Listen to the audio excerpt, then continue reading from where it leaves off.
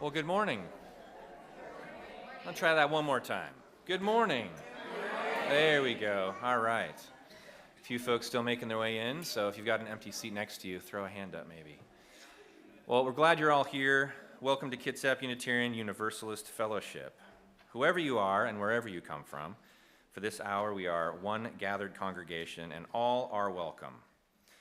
My name is Matt Haver. I use he, him pronouns. Today I'm wearing a black blazer over a bluey t-shirt to match my daughter Lucy. It says, "This was the 80s, man," which was the decade I was born. So makes me 40-something, medium height, medium build, medium brown hair, medium baritone voice. The guy you're here to see, though, our guest speaker, is a man with the voice I aspire to, my pal Joseph Bednarik. Joseph is a retired co-publisher of Copper Canyon Press from Port Townsend. He is also the author of Invited to Speak, available in paperback, and also, I'm excited to say, coming soon to Audible. So welcome back. If you're visiting this morning, please participate as you feel comfortable. If you are here in person, we've got fidget toys and a rocking chair. They're available for wiggles and sensory needs and things like that. And we have assisted listening devices as well. If you need one, please see one of our ushers. And you're also invited to stay, of course, and meet your fellow UUs during coffee hour after the service. And many of our members of the congregation attend online, so if you're visiting online today, welcome. And we ask that you maybe introduce yourself in the chat so we know that you're joining us. More announcements about Kitsap UU Fellowship activities are available in our weekly email newsletter, The Candle. You can sign up on our website or also in the foyer. And now let's take a moment to silence any electronic devices that you don't need to be monitoring for the next hour, if you will. And once you've done away with the electronics, let's take a few centering breaths together. Oh, speak of the devil.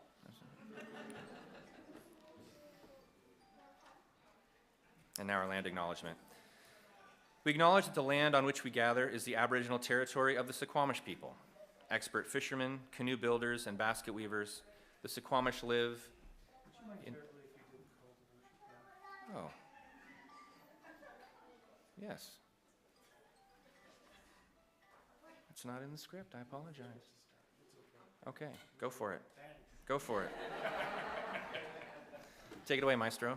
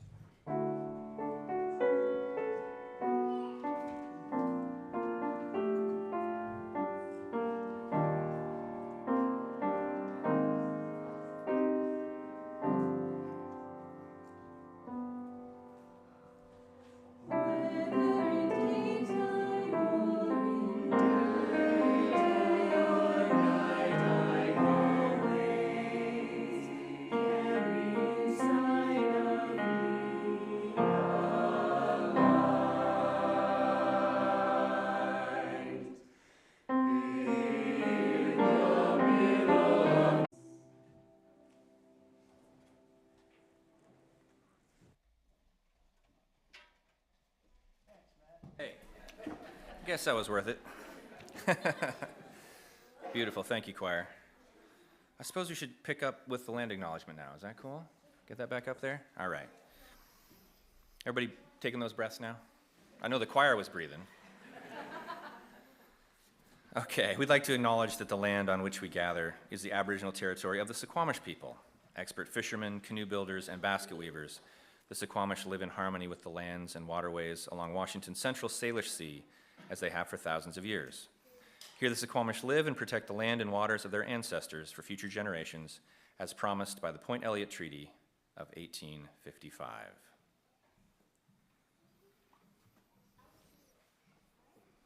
And our opening words today are a fragment from the pre-Socratic philosopher Heraclitus. Much learning does not teach understanding. And now we'd like to welcome Henry Woods to come forward and light our chalice. Henry shared with me that he's in 3rd grade and his favorite subject is math. I said, that's good because we need people like him.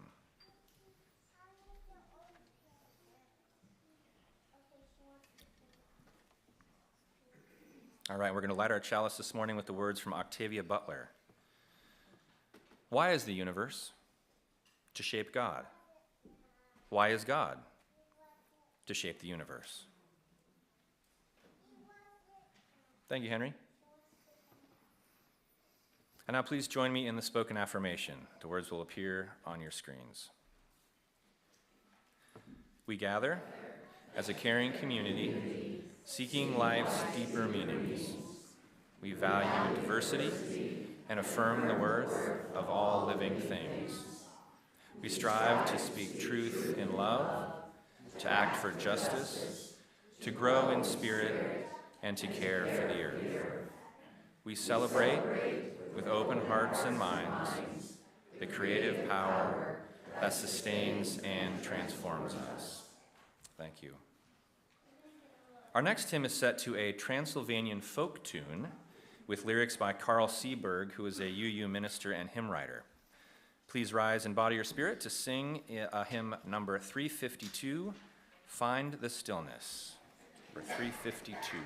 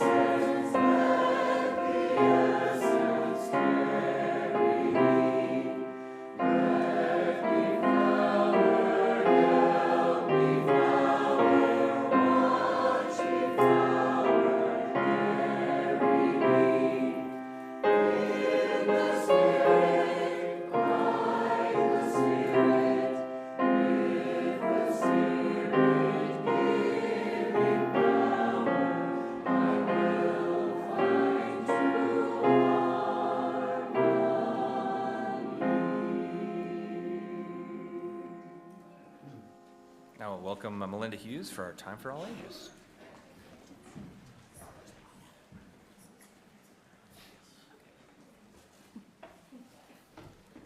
Good morning, everyone. Good morning. Today I am wearing a short-sleeved dark blue top and black glasses. I have sassy red hair. Sassy. That's what I hope for, at least. This month, March, we are exploring the theme of the practice of trust. Now, there are many things we can trust and many ways to explore this theme, but we're going to start by looking at what it means to trust ourselves. So with that in mind, I'm going to share a story that might be familiar to some of you, The Little Engine That Could. Once, there was a big train filled with toys and goodies for children that was stuck at the bottom of a steep mountain. The train needed to get to the other side, but its engine was not working. All day, other trains passed by, including a red engine, a big black engine, and a shiny green engine. Each time, the broken engine asked for help, but they all refused, saying they were too important or too busy. Then, a small blue engine came along. It wasn't big or strong, but when asked to help, the little engine said, "I'll try."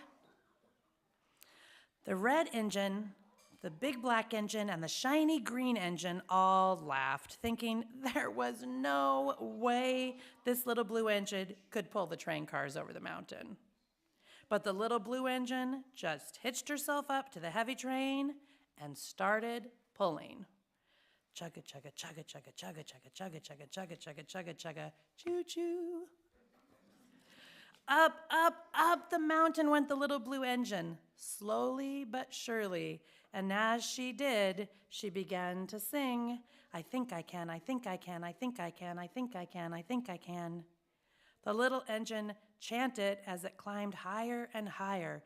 Chugga, chugga, chugga, chugga, chugga, chugga, chugga, chugga, choo-choo. It was tough, and the little engine was tired, but didn't give up. Chugga, chugga, chugga, chugga, chugga, chugga, chugga, chugga, chugga, chugga, chugga, chugga. Finally, after much effort, the little blue engine reached the top and started down the other side. The toys and goodies made it to the children, and everyone cheered for the little engine that believed in itself and kept going. The little blue engine unhooked herself and said her goodbye, and as she made her way back down the mountain, she sang to herself, I thought I could, I thought I could, I thought I could, I thought I could. So this story is a wonderful reminder of the fantastic things that can happen when we trust ourselves. We all have a voice inside of us that says, I can do it. I can face hard things. When we believe in and trust that voice, we unlock a special superpower called self-confidence. So in the week and days ahead, may all of us, kids and adults alike, remember to tap into that superpower and trust that when we work hard and put our minds to it, we can do hard things. Now it's a little bit of change in the order of service you might have noticed. I'm going to go sit down, but we're not leaving yet.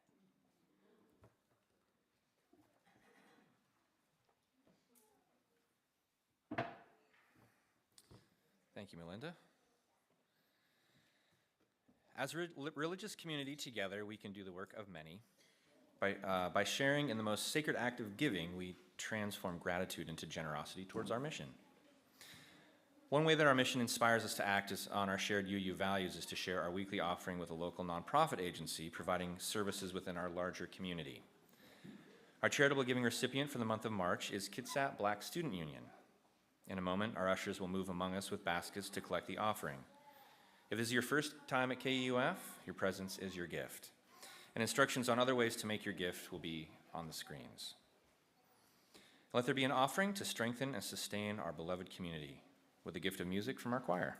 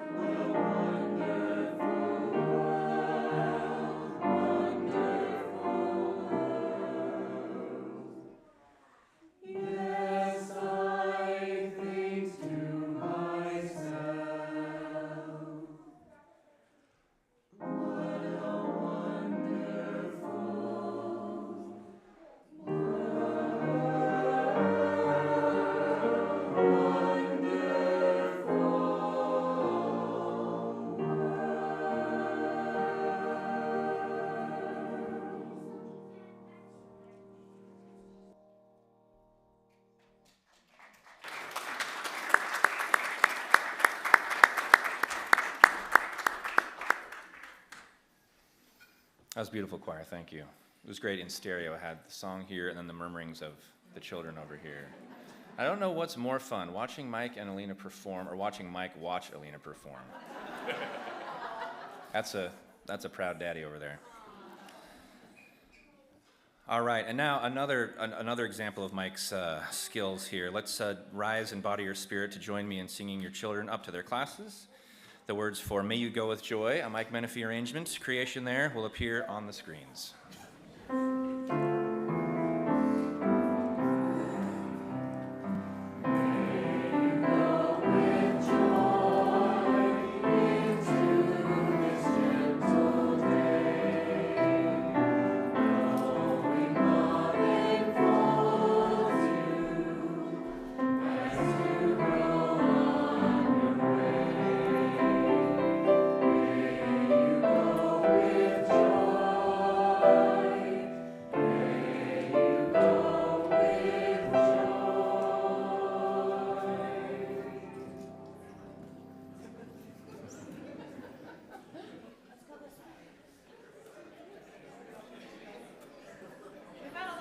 That's a good problem to have, yeah.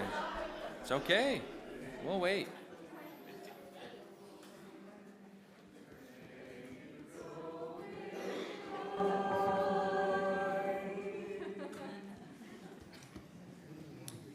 And now it's time for our joys and sorrows.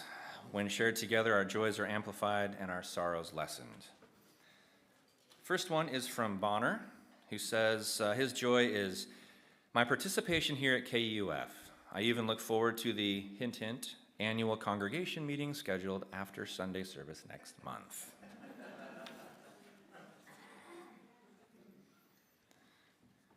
And Chris A. would like a candle of intention lit to bring comfort to her sister, Monica.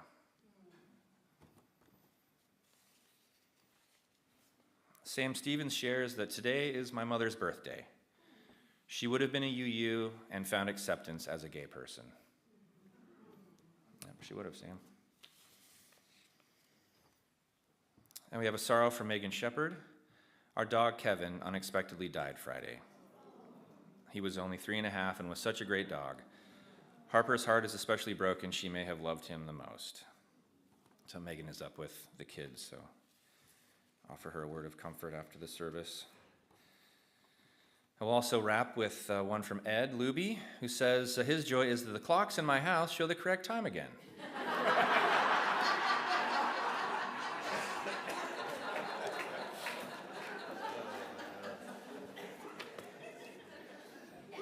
Mine too, Ed. And we'll light one last candle for those joys and sorrows that are still too tender to share.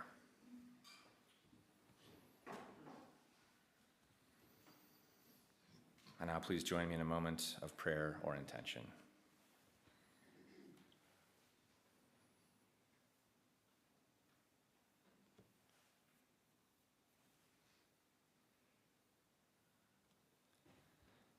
Spirit of life and love, our hearts are overflowing with lamentation and longing.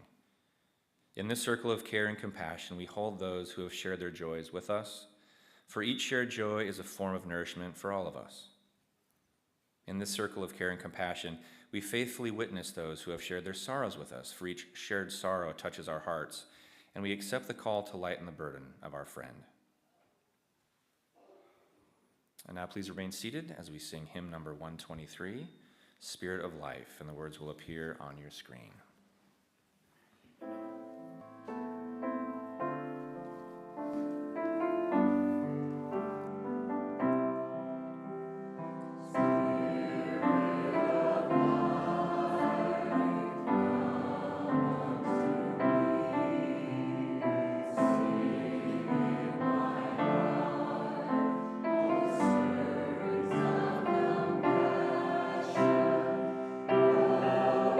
Lord.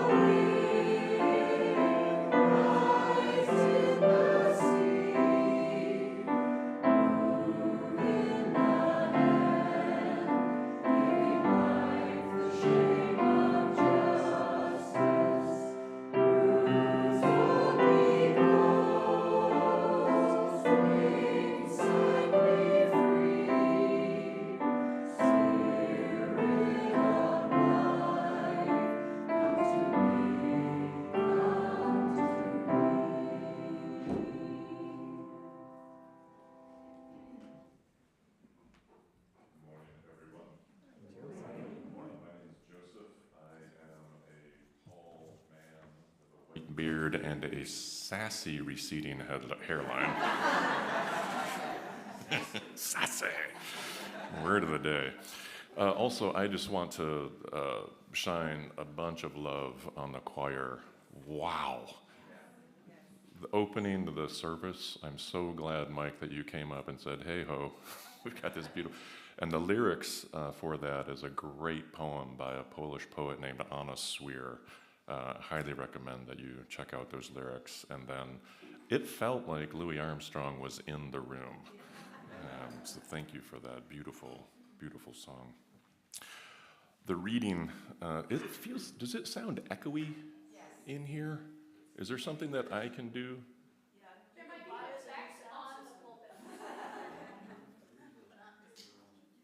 How's that? No. I mean, I usually don't like to call attention to, that sounds a little better. I don't know if anything got done there, but the reading this morning is a poem, great American poem by a poet named James Wright. It is called A Blessing. I practiced this poem a couple times. Every time I practiced, I got emotional, so we'll see how it goes. A Blessing. Just off the highway to Rochester, Minnesota, twilight bounds softly forth on the grass, and the eyes of those two Indian ponies darken with kindness. They have come gladly out of the willows to welcome my friend and me. We step over the barbed wire into the pasture where they have been grazing all day alone. They ripple tensely. They can hardly contain their happiness that we have come. They bow shyly as wet swans. They love each other. There is no loneliness like theirs. At home once more, they begin munching the young tufts of spring in the darkness. I would like to take the slenderer one in my arms, for she has walked over to me and nuzzled my left hand. She is black and white. Her mane falls wild on her forehead, and the light breeze moves me to caress her long ear that is delicate as the skin over a girl's wrist. Suddenly, I realize that if I stepped out of my body, I would break into blossom. Now let's please join together in a moment of silence.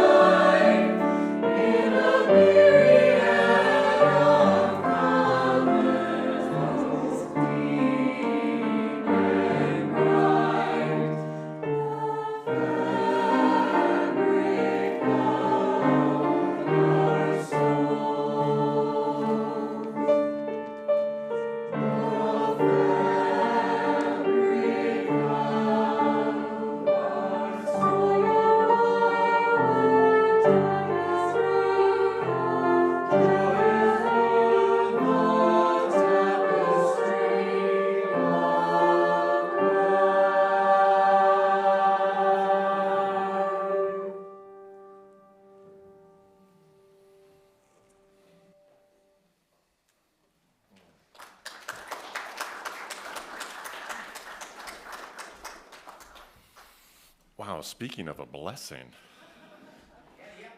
I just realized as I was listening to that, the words of William Blake being given such glorious presentation in the world, I realized if I were to be able to time travel, I think I'd want to go back to hang out with William Blake and his wife, because they used to hang out in their backyard naked, pretending they were Adam and Eve.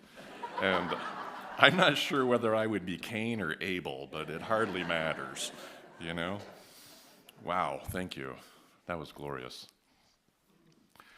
And so we're going to begin this morning's message with a few lyrics from Nobel laureate Bob Dylan, and I'm going to spare you my imitation. Oh, come on. Oh, all right. You may be a preacher preaching spiritual pride, maybe a city councilman taking bribes on the side, maybe working in a barber shop. You may know how to cut hair. You may be somebody's mistress, maybe somebody's heir, but you're going to have to serve somebody. Yes, indeed, you're going to have to serve somebody. Well, it may be the devil, or it may be the Lord, but you're going to have to serve somebody. I love that song. And so here's the story. I was recently preparing for a Sunday morning worship service that was to take place at a UU fellowship. And I was participating in one of those preparatory meetings on the phone with the lay leader for that service. We were separated by 50 miles, though we were actively sharing a document on our computers in real time, and we could see each other's cursors moving around. We both had editorial access. And as we began confirming the details of what we were going to do, the person expressed discomfort with how their position was labeled. Worship leader. And they punctuated their discomfort with this sentence that I found remarkable. I don't worship anything. Now, little did that person know that at that very moment, my internal sermon topic detector just flared. And underneath the camera, I reached for an empty envelope and brought it over, and I grabbed a pencil and I wrote down on literally the envelope of a bill these 4 words so I would not forget. I don't worship anything. And trying to capture the detectable edge to this person's voice, I underlined the words don't and anything. And so I suggested that we replace the word worship with service to create the word service leader, and this tamped down the ire. And as we worked through the document, I would make the change as we were going through it from worship leader to service leader, and I can hear those little moans of appreciation on the other side. We went on to have a very productive meeting. We organized the service, and a few days later, we worked really well together to create a meaningful morning service within a sanctuary, lighting candles, singing hymns, sharing joys and sorrows, meditating in silence, donating financial resources to worthy causes, and listening with as much depth as our skills and abilities would allow. In short, all the rituals and all the activities that do not, repeat, do not indicate that any sort of worship is happening. Now, after the service, I began asking friends and colleagues whether they worshiped anything. The finest answer in this round of questioning came from a friend who quoted a line that they had just received from a workshop they had attended. Quote, "Worship is that which makes me feel more fully awake and truly alive." But the usual answer that I received was one of discomfort. One person even quoted the famed Mexican revolutionary Emiliano Zapata. Quote, "I'd rather die on my feet than live on my knees." Now, there is something about bended knees and that word worship that gets under people's skin. And I think that discomfort is worthy of our mutual exploration here within a sanctuary, within a place that we call and that we co-create as sanctuary. This is just a room. We work together to make it sanctuary.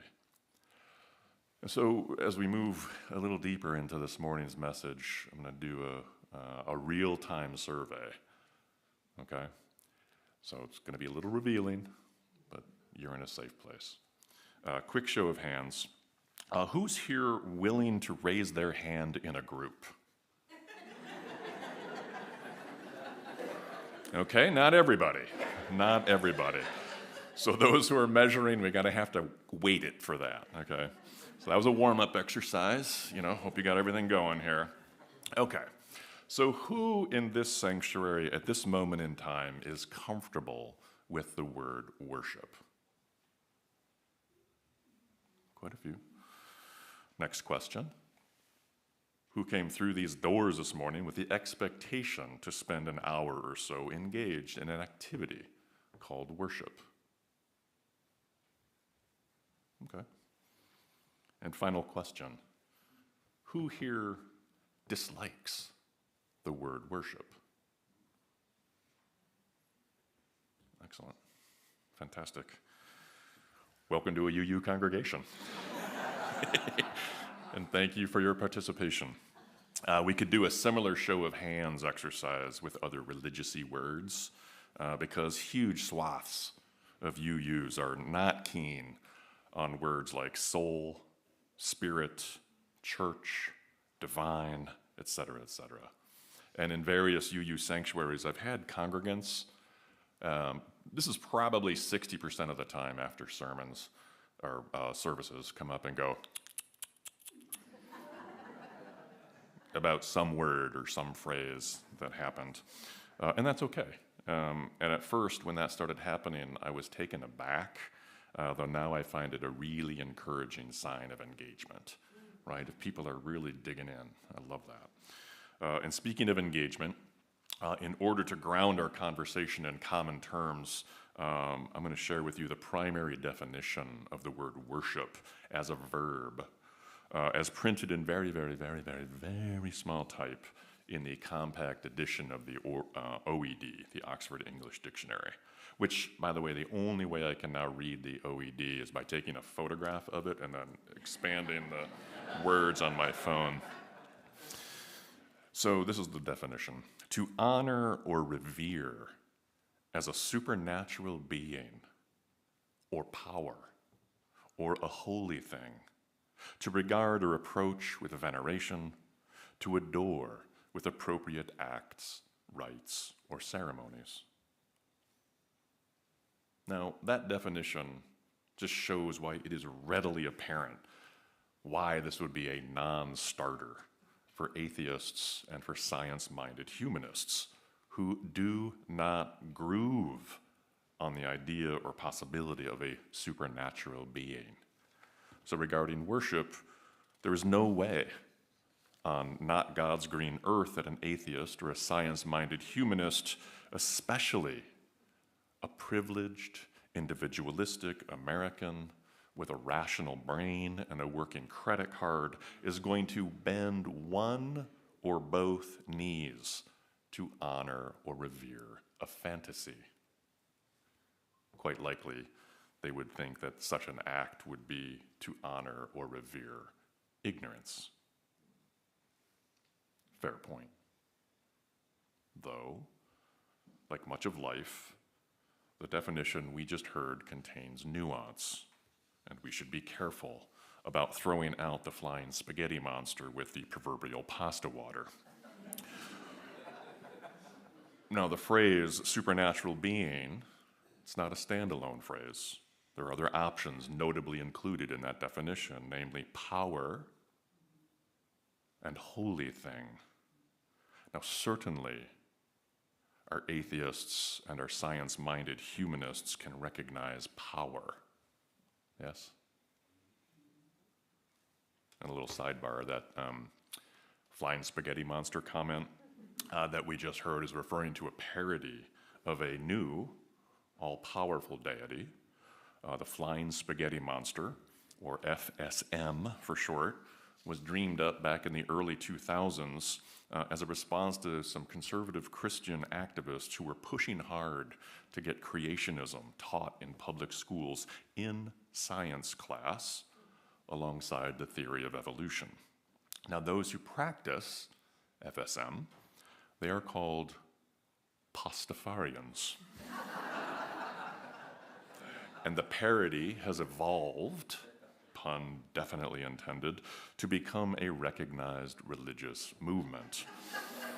Now, according to the Flying Spaghetti Monster website, quote, with thousands of members in over 60 countries, the Church of the Flying Spaghetti Monster is one of the fastest growing religions in the world. Everyone is welcome. Some perks of being a Pastafarian. Every Friday is a religious holiday.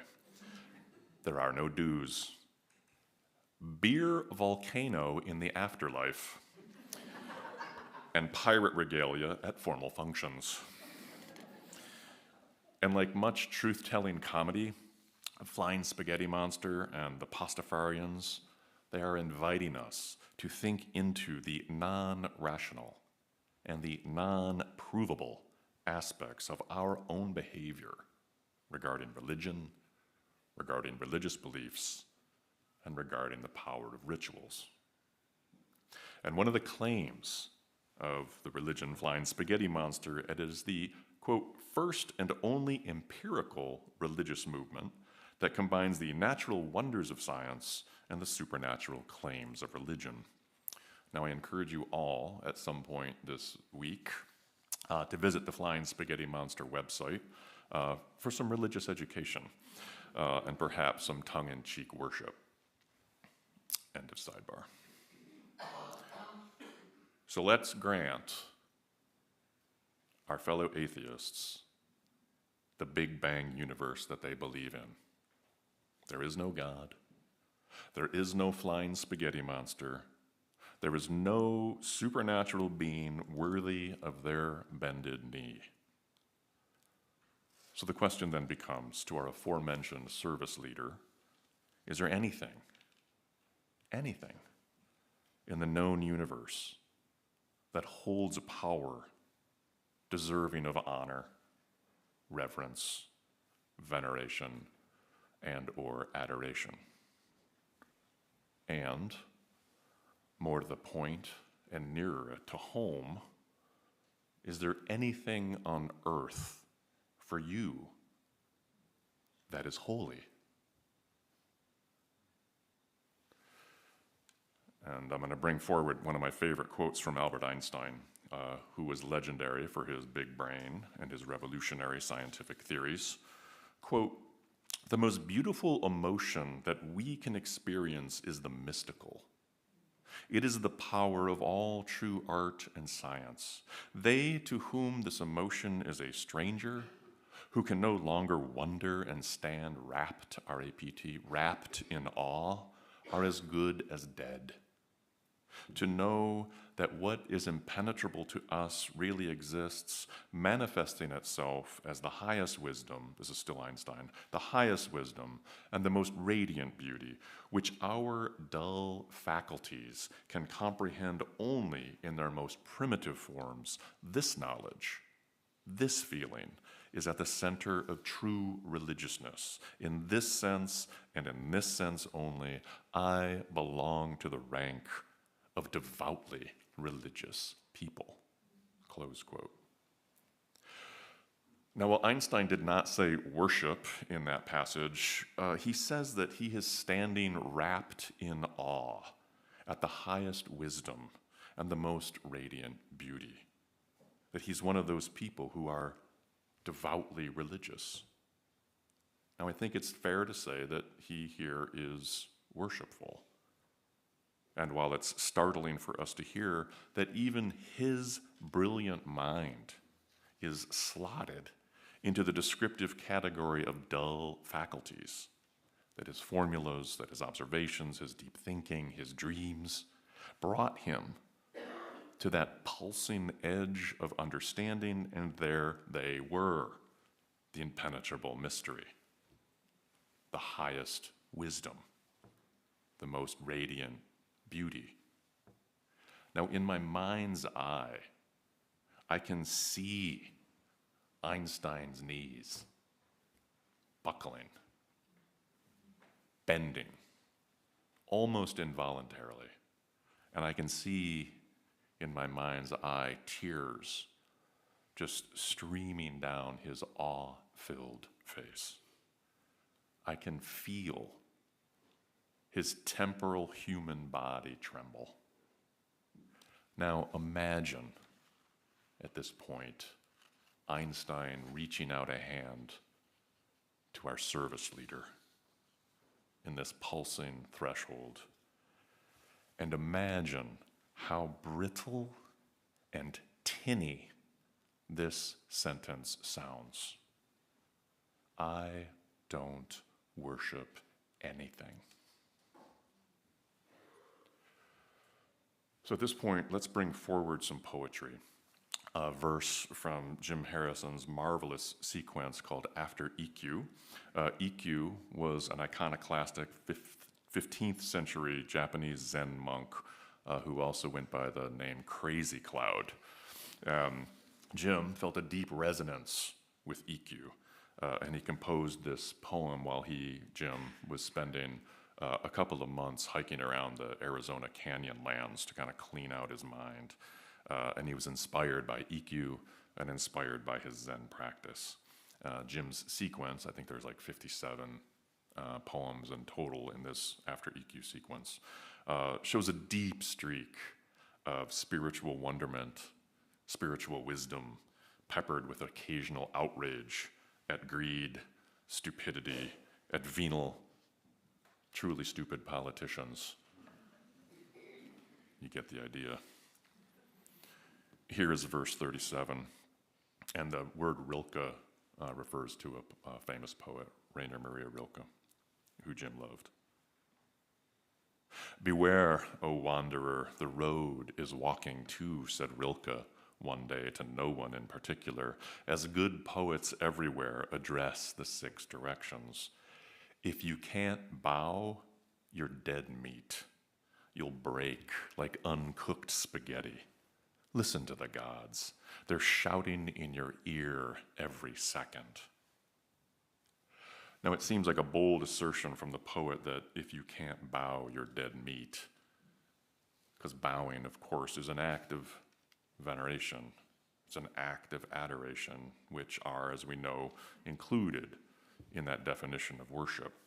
Now, at one congregation I speak at regularly, there is this life-affirming bow that's modeled every Sunday at the conclusion of the service, when the service leader gets up behind the pulpit, places their hands together, bows to the congregation, and says namaste.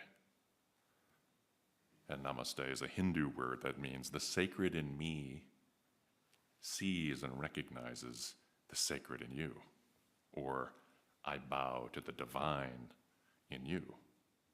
Every Sunday, the final word in that co-created sanctuary, namaste. It is a simple and beautiful form of worship, and it's a reminder that we are all divine creatures. And to that, to our science-minded humanist friends, we are also, as science shows, made of the same material as the stars. And it was Carl Sagan, famous physicist or famous scientist, wrote, quote, "The cosmos is within us. We are made of star stuff.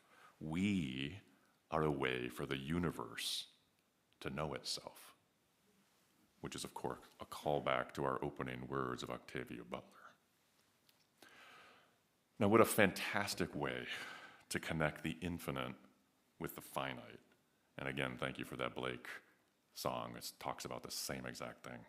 The massive to the minuscule, and to give the minuscule a sense of purpose and power. You You are a way for the universe to know itself. Namaste. I bow to the divine in you. Again, from Harrison's poem, if you can't bow, if you can't bow your dead meat, you'll break like uncooked spaghetti. Now, the inability to bow, or maybe the unwillingness to bow, is connected not only to dead and spiritless meat, but like a good poet, to uncooked spaghetti. And let us note for the record that the flying spaghetti monster is made entirely of cooked spaghetti. The physical manifestation of that divine star-stuffed being is very flexible and very bendable. Now, uncooked spaghetti is the perfect image for a thin, a brittle, a fragile ego.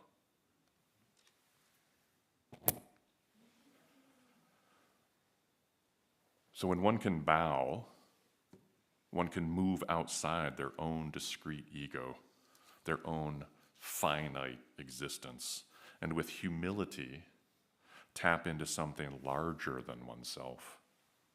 Now, I invite you to consider that there may be spiritual health in that worshipful move. And listen, if you will, to the first 2 steps of the 12-step program of Alcoholics Anonymous. 1, we admitted we were powerless over alcohol, that our lives had become unmanageable. 2, we came to believe that a power greater than ourselves could restore us to sanity. Now, I am certain, if math holds, I am certain that there are people in this sanctuary who willingly bowed to a power greater than themselves on their way to a sober life, on their way to a life freed from the tyrannical grip of alcohol or drugs, or both. Now, congratulations on embracing that step 2 and progressing to step 3 and step 4 and step 5 in their proper order, to continue on to the other steps, all in their proper order, and to loop back and do it again if you need to.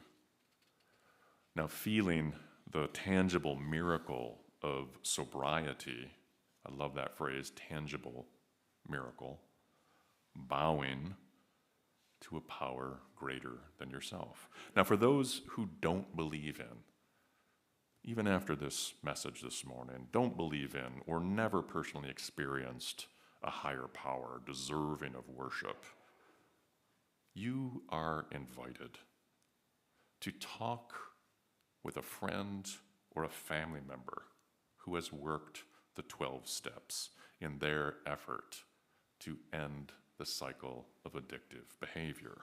Ask them about their personal experience with step 2 and listen with an open heart and an open mind. Now, to close, and I do that to say, it's all right here. It's all right here. And so to close, verse 12 from Jim Harrison's After EQ series. Not here and now, but now and here. If you don't know the difference is a matter of life and death, get down naked on bare knees in the snow and study the ticking of your watch. Now and here, star stuff. Namaste. Amen.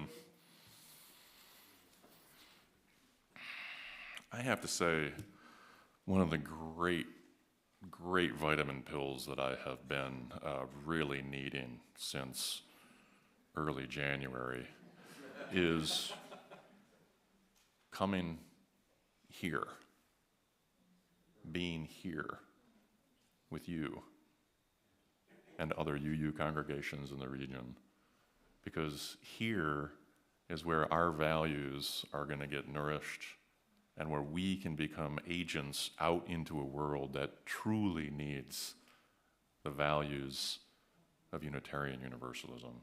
So please, as you move out into your week this week, hold that choir in your heart. Hear them each and every day when your brain gets battered. Bring those songs right in and get nourished again. And if you feel so inspired, find something to bow to. Our closing hymn this morning is number 404, What Gift Can We Bring?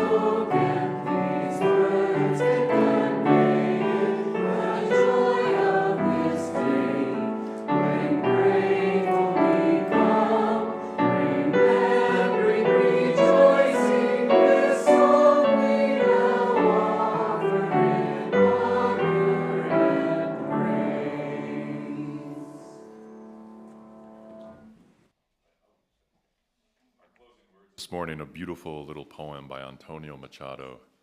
Beyond living and dreaming, what matters most is waking up. It's very woke. We extinguish this flame, but not the light of truth, the warmth of community, the fire of commitment, or the power of transformation. These let us carry in our hearts until we're together again. And we have a postlude, but before that, you are all invited to coffee and tea afterwards to share in conversation, and at 11:45 there is a meeting in the sanctuary. So thanks.